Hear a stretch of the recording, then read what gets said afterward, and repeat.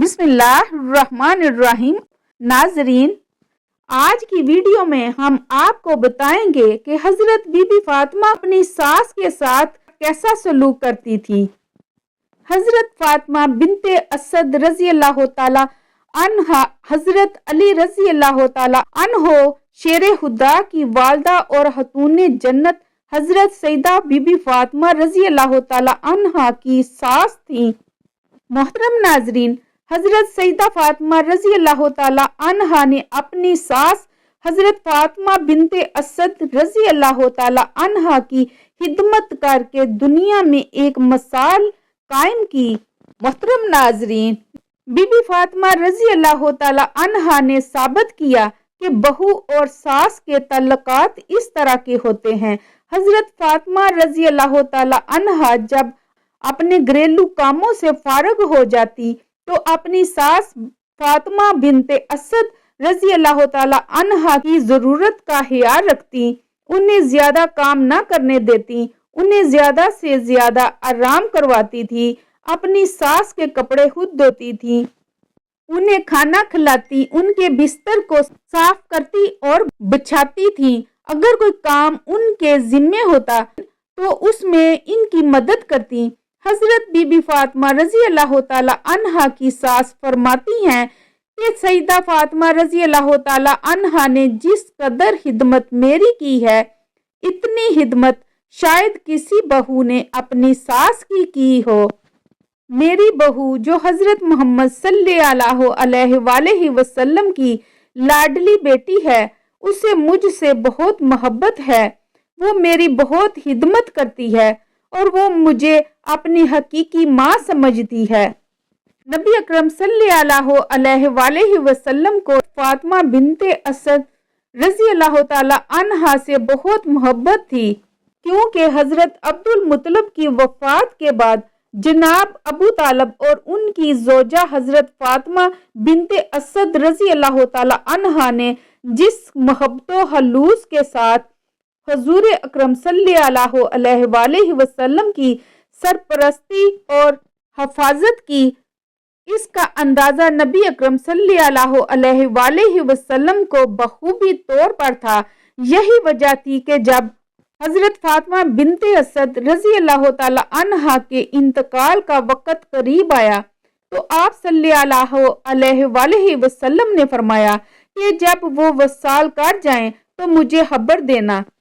چنانچہ حضور اکرم صلی اللہ علیہ وآلہ وسلم اپنے صحابہ کرام رضی اللہ تعالی عنہ کی ایک جماعت میں تشریف فرما تھے کہ ایک شخص نے آ کر خبر دی کہ حضرت علی شیر خدا رضی اللہ تعالی عنہ کی والدہ انتقال کر گئی ہیں۔ یہ سن کر نبی اکرم صلی اللہ علیہ وآلہ وسلم کی آنکھوں میں آنسو آ گئے اور صحابہ کرام سے فرمایا کہ اٹھو، ہم اپنی ماں کے پاس جاتے ہیں۔ حضور اکرم صلی اللہ علیہ وآلہ وسلم اٹھ کر چل دیے۔ جب نبی اکرم صلی اللہ علیہ وآلہ وسلم نے حضرت فاطمہ بنت اسد رضی اللہ تعالی عنہا کی میت کو دیکھا تو سرہانے کھڑے ہو کر رقت انگیز لہجے میں فرمایا، اے میری ماں، میری والدہ کے بعد آپ میری ماں تھیں، اللہ تعالی آپ پر رحم فرمائے۔ حضور اکرم صلی اللہ علیہ وآلہ وسلم نے ان کی بہت زیادہ تعریف فرمائی، پھر اپنے بدن مبارک سے چادر اتار کر اپنے گھر والوں کو دی اور فرمایا کہ غسل کے بعد اس کا کفن بنانا۔ اس کے بعد حضرت ایوب انصاری رضی اللہ تعالی عنہ، حضرت عمر فاروق رضی اللہ تعالی عنہ اور حضرت اسامہ بن زید رضی اللہ تعالی عنہ سے فرمایا کہ ان کے لیے قبر کھودو اور لحد کو اپنے دستے مبارک سے بنایا اور مٹی نکالی۔ جب حضرت فاطمہ رضی اللہ تعالی عنہا بنت اسد کا جنازہ تیار ہو کر باہر آیا تو نبی اکرم صلی اللہ علیہ وآلہ وسلم نے جنازے کا پایا اپنے مبارک کندھوں پر رکھا اور راستے میں کبھی آگے سے اور کبھی پیچھے سے کندھا دیتے تھے۔ جب ان کی قبر پر پہنچے تو قبر میں داخل ہو کر لحد میں لیٹے اور قرآن پاک پڑھ کر دعا مانگی، اے اللہ تو میری ماں فاطمہ بنت اسد رضی اللہ تعالی عنہا کی مغفرت فرما اور ان کے لیے اس قبر کو وسیع کر دے۔ جب قبر سے باہر آئے تو نبی اکرم صلی اللہ علیہ وسلم کی آنکھوں سے آنسو جاری تھے۔ جنازہ پڑھ کر حضرت فاطمہ بنت اسد رضی اللہ تعالی عنہا کو لحد میں اتارا۔ ناظرین، ایک مرتبہ حضرت علی رضی اللہ تعالی عنہ نے دوسرا نکاح کرنا چاہا، جس کی وجہ یہ تھی کہ ابو جہل کے بھائی نے حضرت علی شیر خدا رضی اللہ تعالی عنہ کو حورہ بنت ابو جہل سے نکاح کی ترغیب دلائی۔ حضرت علی رضی اللہ تعالی عنہ نے اس کی حامی بھر لی، چنانچہ وہ نبی اکرم صلی اللہ علیہ وسلم سے اس نکاح کی اجازت لینے کے لیے آئے تو حضور اقدس صلی اللہ علیہ وسلم نے سخت ناراضگی کا اظہار فرمایا۔ نبی اکرم صلی اللہ علیہ وسلم مسجد میں تشریف لائے اور منبر پر بیٹھ کر اس طرح خطاب فرمایا: بنی ہشام بن مغیرہ علی بن ابی طالب نکاح کرنا چاہتے ہیں اور مجھ سے اجازت مانگتے ہیں، لیکن میں اجازت نہ دوں گا اور کبھی نہ دوں گا۔ البتہ علی بن ابی طالب میری بیٹی کو طلاق دے کر ان کی لڑکی کے ساتھ نکاح کر سکتے ہیں۔ فاطمہ رضی اللہ تعالی عنہا میرے جسم کا ایک حصہ ہے، جس نے اس کو اذیت دی اس نے مجھے اذیت دی۔ بلا شبہ فاطمہ رضی اللہ تعالی عنہا مجھ سے ہیں اور مجھے خوف ہے کہ وہ اپنے دین میں آزمائی جائے گی۔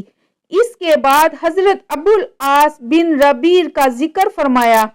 جو کہ آپ صلی اللہ علیہ وسلم کے داماد حضرت سیدہ زینب رضی اللہ تعالی عنہا کے شوہر تھے، کہ اس نے مجھ سے جو بات کی اس کو سچ کر کے دکھایا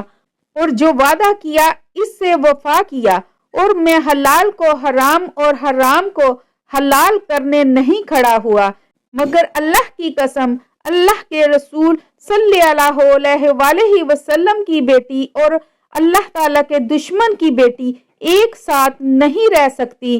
ناظرین، اس معاملے میں نبی اکرم صلی اللہ علیہ وسلم کے خفا ہونے کا سن کر حضرت علی شیر خدا رضی اللہ تعالی عنہ اپنے ارادے سے باز آ گئے، اور جب تک حضرت بی بی فاطمہ رضی اللہ تعالی عنہا حیات رہی، حضرت علی رضی اللہ تعالی عنہ نے دوسری شادی نہیں کی۔ محترم ناظرین، حدیث پاک میں آتا ہے کہ حضور اکرم صلی اللہ علیہ وسلم نے ارشاد فرمایا کہ فاطمہ رضی اللہ تعالی عنہا میرے جگر کا ٹکڑا ہے، جس نے انہیں تکلیف دی اس نے مجھے تکلیف دی، اور جس نے فاطمہ سے بغض رکھا بلا شبہ اس نے مجھ سے محمد صلی اللہ علیہ وسلم سے بغض رکھا۔ ایک اور جگہ نبی اکرم صلی اللہ علیہ وسلم نے فرمایا، بے شک اللہ تعالیٰ فاطمہ رضی اللہ تعالی عنہا کے غصے سے غضب فرماتا ہے اور ان کی رضا سے خوش ہوتا ہے۔